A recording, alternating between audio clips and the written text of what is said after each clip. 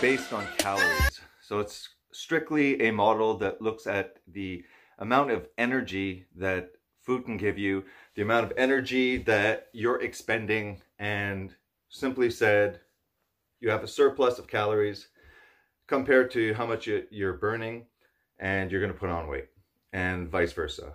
If you're burning more calories through your exercise and your metabolism compared to the amount of food that you're ingesting, you'll lose weight.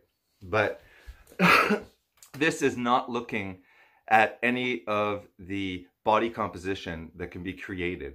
For example, we have to work with 3 macronutrients. We have to work with the fat, protein, and carbohydrates. These are the 3 macronutrients. So the food that we ingest offer us a percentage of these 3 macronutrients, and we can base our diet and modify and manipulate these ratios of the 3 macronutrients to create various types of diets that can create different metabolic environments, therefore influencing our way of using energy. Sorry, I'm getting a cold. All right, so if I use a ratio that is very low in fat, higher in carbohydrates, calories play a more important role in that respect, because the majority of your calories that you'll be intaking through grain, pasta, rice, legumes, these higher carbohydrate ratio foods, what you're going to be doing is consuming a lot of calories, which are strictly useful as energy. So they go into the cell, into your little mitochondria, that do a little magic and produce a little bit of energy that the body can use literally. So going from calories and amino acids and fatty acids and glucose into actual electricity, actual energy that your body uses as energy to run. All right. So if you're consuming a lot of energy that doesn't supply you really with any building blocks for your body, the proteins and the fats, your brain that is 60% fat, 25% cholesterol, it needs amino acids from protein. It needs a large amount of fats that you're going to ingest in your dietary intake. Lipid membranes over all of the cells. Hormones that are fat and cholesterol primarily, and amino acids also. So we're seeing a lot of protein and a lot of fat, and we realize that that's the main component and composition of our body, and that carbohydrates strictly plays a fuel. So to blatantly use a diet that is relatively high in carbohydrates, low in fat, and to encourage a high consumption of vegetables, fruits, which are just additional sources of carbohydrates, on top of the grains, on top of the dairy that they would suggest that is low-fat dairy, meaning higher in sugars that are naturally found in milk. When you isolate out the fat, you're left with primarily the sugars and a bit of the protein. So low 1% milk or skim milk and stuff like that also is encouraged to be taken, not the high fat dairy. So again, you have just more sugar being added, just more fuel. So these diets, you tend to have to consider calories more, because you're not optimizing the hormones that are secreted when you're eating high carbohydrate meal. If you consider, let's say, eating the same amount of calories of orange juice compared to the same amount of calories as almonds, you're going to realize that the orange juice is a simple sugar. It's going to spike the insulin a lot faster. All right, you're going to have a much higher insulin response. When insulin is spiked It can, well, if it's chronically elevated with the food that you eat and the frequency that you're eating the food, you could have insulin resistance from the chronically elevated levels of insulin that are also encouraged to be constantly high by frequent meals and by eating breakfast right when you get up. Even if you're not hungry, they're encouraging you to eat right away when you get up. That breaks your fast, hence why they call it breakfast, which is not necessarily a good thing. By prolonging the fast, especially if you're not a person that's necessarily hungry, don't listen to the encouragement and the suggestions that the first meal of the day is the most important meal of the day, that it should be breakfast right when you get up. It just breaks your fast, and it spikes early on your insulin levels, locking you out really of fat storage access. And then in that respect, you do need frequent carbohydrate meals because you burn through the carbohydrates very quickly. Now, they might say that carbohydrates is the preferred fuel. And they'll say that it's a preferred fuel because when you ingest carbohydrates, it'll always consume the carbs before it looks at consuming the fat. But if you consume alcohol, then it will stop consuming the carbohydrates and the fat, and it will go burn the alcohol. So my suggestion to you is that carbohydrates, when consumed in the percentage that is the typical high carbohydrate, low fat diet, by consuming these macronutrients in this way, you're creating a very high insulin environment. You're locking yourself out of fat storage because of the glucose presence that is very high. And it's not a well titrated or fine-tuned diet. And this is what is recommended currently as a food guide. This kind of diet, it doesn't take into account people's glucose metabolism abilities. Some people can tolerate glucose a lot more than other people. Some people are a lot more active than other people. So a high carbohydrate diet is high in fuel, not necessarily high in the components that your body actually needs. So this is why even an Atkins diet that is considered low carbohydrate, higher protein, and still somewhat elevated in the fats compared to the traditional high carb, low fat diet, when you look at these diets, they do exceptionally well. They have good lipid profiles. They have very good disease outcomes, very good markers for disease are improved on these types of diet. And you'll see the same thing occur in a low carbohydrate diet and a very high fat diet, because your fat is such an important component to your greedy brain that is very demanding, and it's demanding a lot of fat. So a higher fat diet is very good for your cognition. In fact, a very low fat diet is very bad for your cognition. And many studies show that people past the age of 60, especially if they're on statins that are lowering their cholesterol, a low cholesterol diet, a low fat diet is not good for cognition, and it's not protective against any of the neurodegenerative diseases such as Parkinson's or dementia. We understand that dementia is even referred to as a type 3 diabetes because there's a large component in Alzheimer's disease that is related to insulin resistance. So somebody who is eating a diet that spikes insulin with the macronutrient carbohydrate, which has the greatest insulin response out of all the macronutrients. So by doing this, you're also forming what is called glycation. So when carbohydrate are consumed in combination with proteins and fat, what you have is glycation, where glucose molecules stick to some of the amino acids or fatty acids, and they cause a mutation to occur, and radicals, which are unstable molecules that are byproducts of this glycation, occur, and they're damaging. They cause mutations and inflammations within the body. So we see that if we have a diet that is higher in fat, we are supplying not only what is necessary as material when it comes to lipids, we're also reducing to a great extent the inflammatory effects of a high carbohydrate diet, which is the issue of glycation that can occur.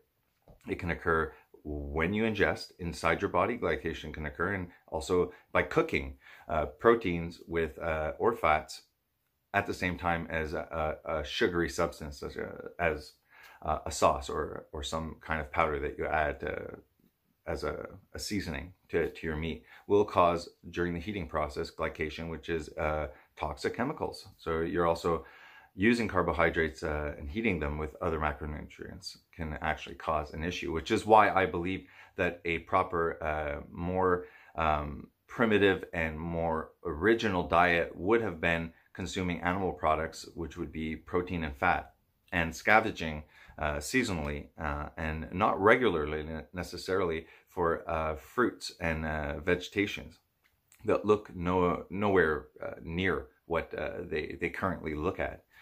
By doing this, there is always a division between the carbohydrates and the other macronutrients. We don't see this in our society, where it's constantly, especially with junk food, a mixture of carbohydrates and fats with proteins. So this underappreciation of the harmful effects really of glycation is an unfortunate and known issue that is not addressed in current recommendations in how they tell us we should be eating. By doing a high fat diet and restricting the carbohydrates, we know that usually carbohydrates is with the suggestions that they suggest we consume so many carbohydrates and restrict the fats. Traditionally, this is what they've been suggesting to us. Now, by flipping that completely upside down and going high fat and low carb, you don't have the carbohydrate ingesting it nutritionally. So you can't really have that as a fuel source that you were using probably before with a higher carb diet.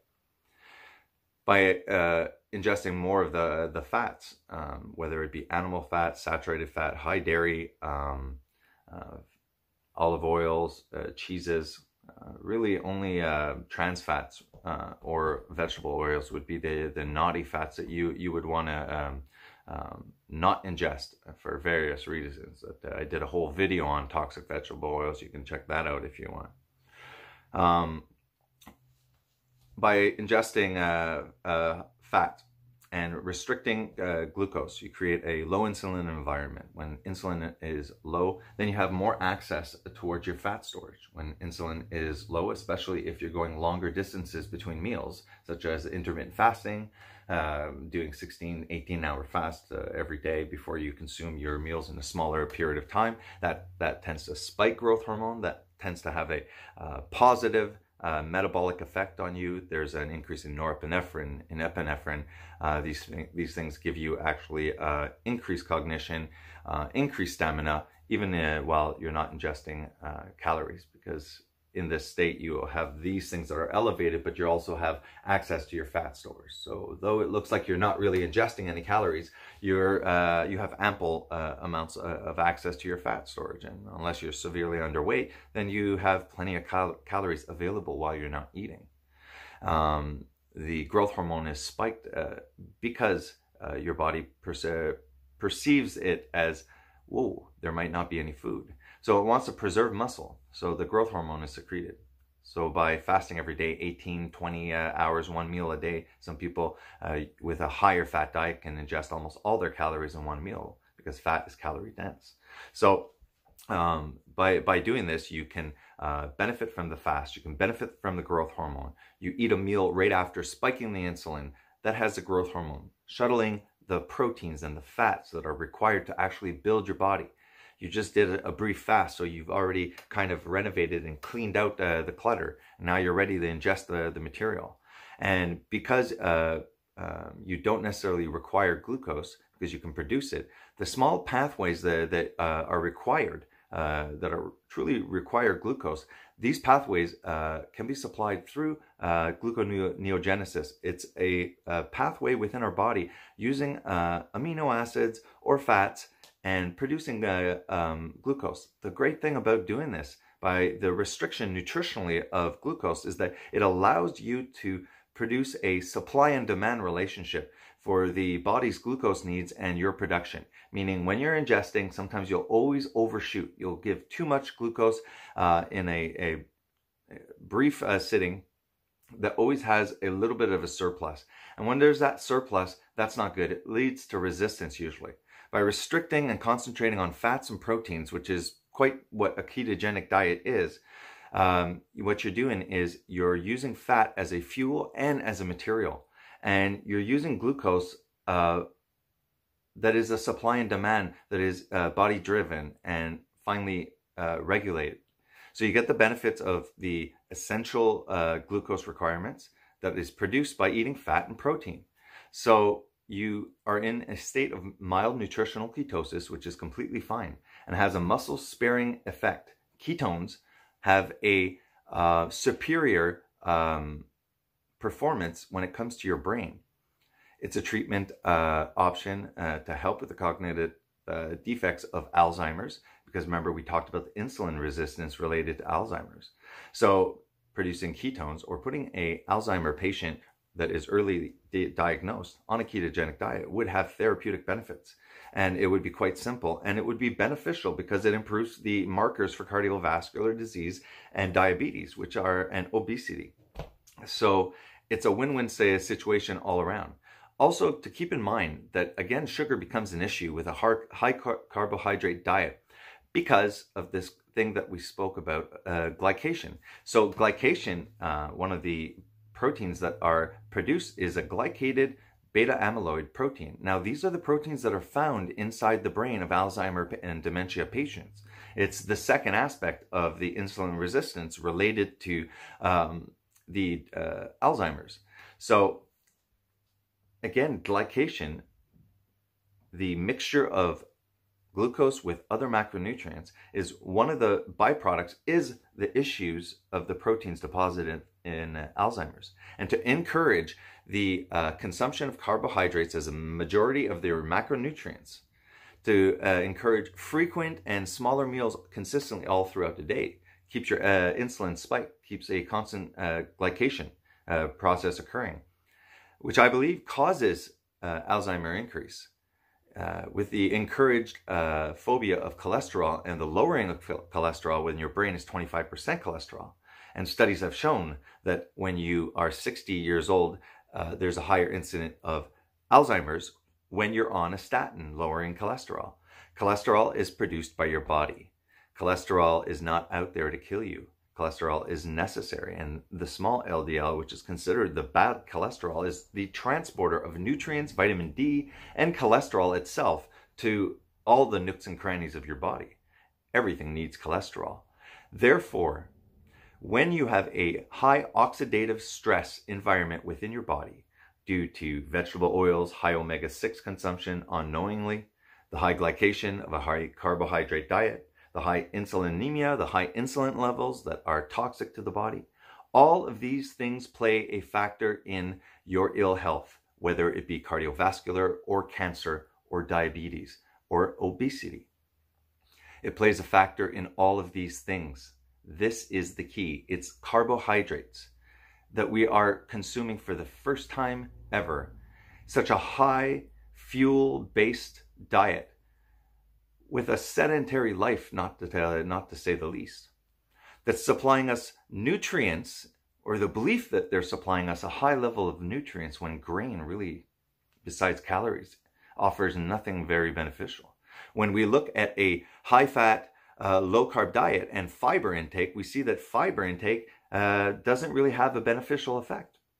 So what we're looking at a plant-based diet is that we have to understand that a plant is at best a supplementation, a small dose of micronutrients that are beneficial. But the underappreciation that fat and animal fats, for example, and various nuts, for example, have quite a high nutrient intake.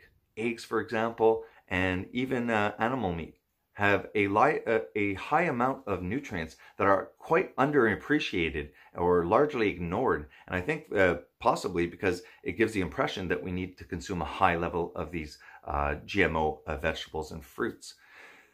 We have to realize that especially with vegetables, vegetables are plants, and plants have defense mechanisms, especially the low-hanging vegetables that are exposed to predators, low on the ground, whether it be insects or smaller animals. These plants can't run away, and they have defense mechanisms, which are anti-nutrients, basically. They have some molecules such as oxalates and other molecules that are basically toxins, microtoxins to us. So while we're getting possibly what they are telling us, high levels of vitamins, what is the bioavailability of the vitamins found in vegetables? Not as good as they would lead us to believe. So the underappreciation of animal nutrients found in eggs, found in animal products, in steaks, in ribeyes, for example, the nutrients found in these animals and the high quality bioavailability of the micronutrients being underappreciated currently, and the overemphasis of the wonderful array of micronutrients found in vegetables. It's almost like saying, like, oh, look, there's a beneficial effect to alcohol. It thins the blood, and that has a beneficial effect on cardiovascular outcomes. Yes, but the overconsumption of alcohol at the same time will create alcoholism, will create liver disease, example, and actually will create nutrient deficiencies. So we see that if we're looking at a substance and see one benefit, we have to say, do the harms outweigh the benefits?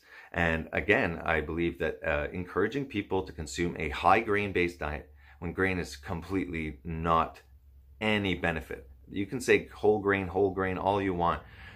The master manipulator, Hitler, once said, if you want to make people believe something, make it very simple and say it over and over again. So they've been repeating whole grain, healthy whole grain. What the heck does it really mean? It's basically grain that we can't consume, and we have not consumed until maybe 10,000 years ago. And making it look like it's some miracle grain, it doesn't really offer you much, and it has quite a lot of autoimmune reactions in a lot of people that are going undiagnosed and unknown. So the majority of our diet should be animal-based. The fats in animals are the best fats for humans. We're animals. Therefore, when we eat other animals, it supplies us everything we need, because what we're eating is literally a living organism, that the tissue from it that was alive and well balanced, eating a proper diet in nature. For example, if cows were eating grass-fed beef, it would be much better if they were eating that. The nutrient profile would probably be better than what they're eating with the high omega-6 grains. So you see that there's a large difference, and the calories is not the only key. What we're putting in our body is foreign vegetable oils that are high in omega-6, that are pro-inflammatory, that don't react like the other fats. Therefore, when fat studies are done and they are not differentiated between the vegetable oils or the traditional fats, then we see that it becomes quite confusing, because the vegetable oils react quite like a simple sugar in a way, to put it quite simply, which is not completely accurate, but roughly put, it doesn't react like the traditional fats. Therefore, they're telling us to reduce the fat, and the fat that we are eating, they're saying, don't eat the high-fat dairy, don't eat the animal fats, restrict the saturated fats. And if you are going to consume fats, then consume the seed oils.